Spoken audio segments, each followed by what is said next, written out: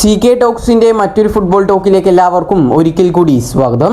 ഇന്നത്തെ ഒരു വീഡിയോയിൽ നമ്മൾ പ്രധാനമായും ചർച്ച ചെയ്യാൻ പോകുന്നത് കേരള ബ്ലാസ്റ്റേഴ്സിനോടനുബന്ധിച്ചുള്ള ഏറ്റവും സുപ്രധാനമായ രണ്ട് അപ്ഡേറ്റ് ആണ്.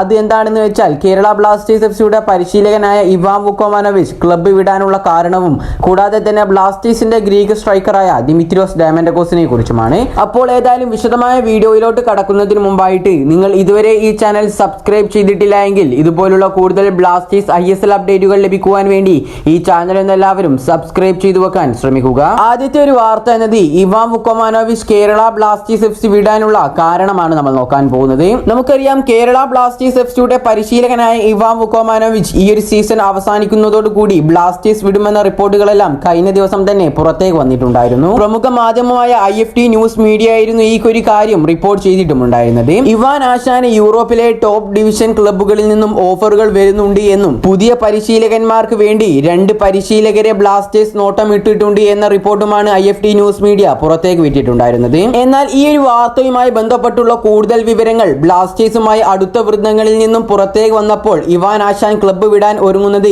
യൂറോപ്പിൽ നിന്ന് വന്ന ഓഫർ അല്ല എന്ന് നമുക്ക് മനസ്സിലാക്കാം. സമീപകാലത്തായി ബ്ലാസ്റ്റേഴ്സിന്റെ മോശം ഫോമിൽ ഇവാൻ ആശാൻ അതൃപ്തനാണ്.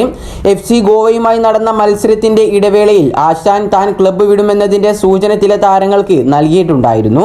കൂടാതെ ബംഗളൂരു എഫ്സിയുമായി നടന്ന മത്സരത്തിൽ ബ്ലാസ്റ്റേഴ്സ് ഇറങ്ങിപ്പോയ സംഭവത്തിൽ അന്താരാഷ്ട്ര സ്പോർട്സ് കോടതി കേരള ബ്ലാസ്റ്റേഴ്സിനെതിരെയുള്ള നടപടി ശരിവെക്കുകയും കൂടാതെ ബ്ലാസ്റ്റേഴ്സിന് AIFF വിധിച്ച 4 കോടി രൂപ ഉടൻ പിഴ അടയ്ക്കണമെന്നും വിധിച്ചിട്ടുണ്ടായിരുന്നു.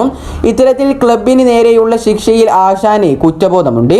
നേരത്തെ ഈ ഒരു സംഭവങ്ങളുമായുള്ള പശ്ചാത്തലത്തിൽ ഈ ഒരു സീസണിന് മുന്നോടിയായി ആശാൻ തന്റെ പ്രതിഫലം കുറച്ചിട്ടുണ്ടായിരുന്നു.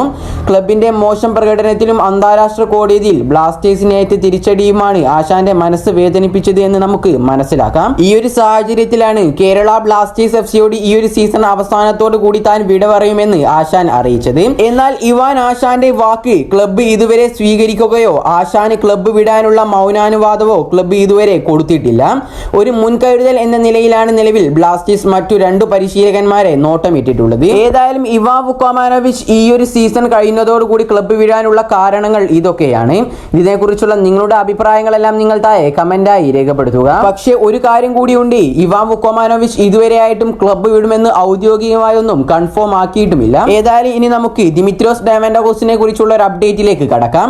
കേരള ബ്ലാസ്റ്റേഴ്സ് എഫ്സിയുടെ ചരിത്രത്തിലെ ഏറ്റവും മികച്ച ഗോൾ വേട്ടക്കാരനാണ് ഗ്രീക്ക് സ്ട്രൈക്കറായ ദിമിത്രിയോസ് ഡയമൻഡക്കോസ്. നമുക്കറിയാം ബ്ലാസ്റ്റേഴ്സിൽ ദിമിത്രിയോസ് കളിക്കുന്ന മത്സരങ്ങൾ വിജയിച്ചിട്ടില്ല എങ്കിലും മുന്നേറ്റ നിരയിൽ തന്റെ മുഖമുദ്ര ഉണ്ടാക്കിയെടുക്കാൻ കഴിയുന്ന ഒരു താരം കൂടിയാണ് ദിമി എന്നുള്ളത്. ബ്ലാസ്റ്റേഴ്സിൽ കരാറിന്റെ അവസാന നാളുകളിൽ കൂടെ കടന്നു പോയിക്കൊണ്ടിരിക്കുന്ന താരത്തെ സംബന്ധിച്ച് അത്ര ശുഭകരമല്ലാത്ത വാർത്തകളാണ് നിലവിൽ പുറത്തേക്ക് വന്നുകൊണ്ടിരിക്കുന്നത്. ഈ വരുന്ന മെയ് 31 വരെയാണ് താരത്തിന് ബ്ലാസ്റ്റേഴ്സുമായുള്ള കരാറുള്ളത്. താരം ഇതുവരെയായിട്ടും ബ്ലാസ്റ്റേഴ്സുമായുള്ള കരാർ പുതുക്കിയിട്ടില്ല എന്ന് നമുക്ക് അറിയാൻ സാധിച്ചിട്ടുണ്ട്.